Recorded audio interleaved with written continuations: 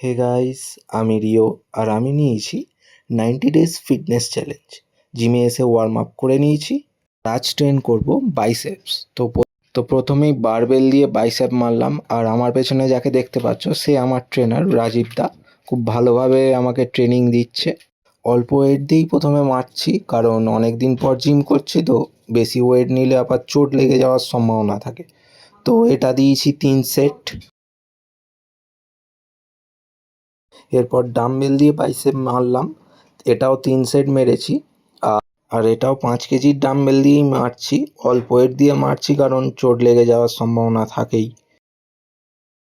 ওইটা 3 set complete করে চলে এলাম হ্যামার বাইসেপস মারতে।